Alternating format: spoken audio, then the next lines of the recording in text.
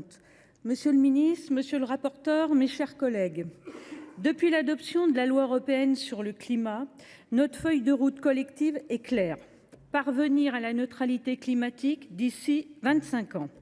L'objectif, désormais incontournable, est néanmoins aussi simple à énoncer qu'il est complexe à mettre en œuvre. Pour notre secteur industriel, il se traduit par des trajectoires d'émissions particulièrement ambitieuses. Ainsi, sur les près de 65 millions de tonnes équivalent CO2 émises l'année dernière sur le sol français, ce sont plus de 10 millions de tonnes que la stratégie nationale bas carbone ambitionne de supprimer d'ici 5 ans.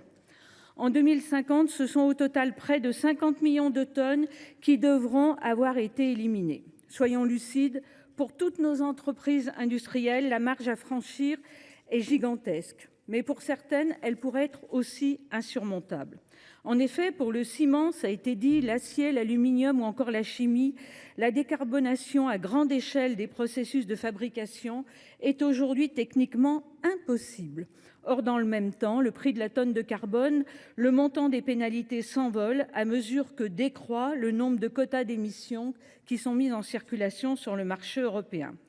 Sans alternative, ces productions de base essentielles au fonctionnement de notre économie pourraient se voir prises au piège d'émissions à la fois élevées, d'émissions incompressibles et de plus en plus coûteuses. Dès lors, il apparaît indispensable de recourir à toutes les solutions dont nous pouvons disposer sans en négliger aucune. Cela inclut évidemment les technologies de capture, de stockage du carbone qui peuvent jouer un rôle essentiel en offrant à certaines industries une solution crédible pour continuer à produire tout en respectant les obligations climatiques. Grâce à elles, ce sont en effet 4 à 9 millions de tonnes de carbone qui pourraient être captées chaque année sur les sites industriels français à partir de 2030. En 2050, ce volume pourrait passer à 15, voire 20 millions de tonnes annuelles. Alors que les technologies de capture sont désormais techniquement matures, que leur rentabilité s'établit de plus en plus fermement, leur bénéfice économique et environnemental devient chaque jour plus évident. Encore faut-il que le carbone capté puisse être séquestré. Naturellement, on ne peut que regretter le retard coupable, ça a été dit par nombreux d'entre nous, pris par notre pays, qui sera loin de disposer de capacités de stockage suffisantes dans les prochaines années. Naturellement, on ne peut qu'exhorter l'État, monsieur le ministre, et les acteurs de la filière à résorber ce retard au plus vite, plus généralement à déployer une stratégie offensive sur l'ensemble de la chaîne de valeur du carbone. Mais en tout état de cause, d'ici à ce que des sites de stockage voient le jour sur notre territoire, l'exportation de notre CO2 vers des sites opérationnels en mer du Nord est bien la seule solution viable. À défaut, les projets de capture actuellement développés seront remis en cause.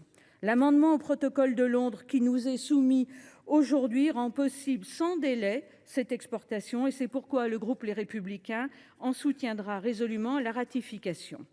Bien sûr, comme toute activité industrielle lourde, la mise en œuvre de ces technologies devra faire l'objet d'un suivi environnemental particulièrement exigeant sur l'intégralité de ces phases.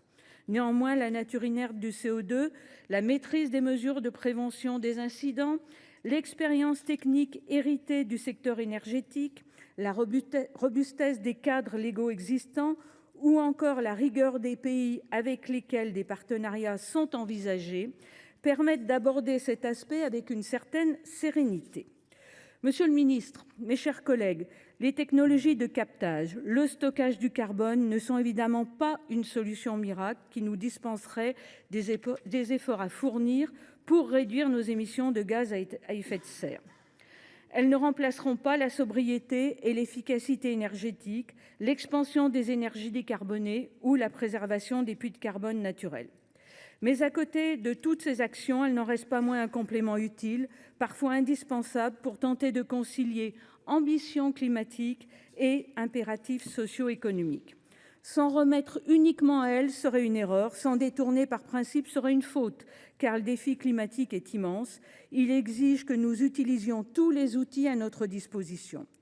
Adopter ce projet de loi de ratification n'est en rien un blanc-seing. Il s'agit au contraire de soutenir la consolidation d'un cadre clair et cohérent. Il s'agit d'avancer avec pragmatisme, de donner à la science et à l'innovation leur juste place dans notre stratégie climatique. Il s'agit à la France de tenir ses engagements. Mes chers collègues, monsieur le ministre, il s'agit en somme d'un choix de responsabilité. Je vous remercie. Merci, cher collègue. La parole est maintenant à monsieur Georges Patient du groupe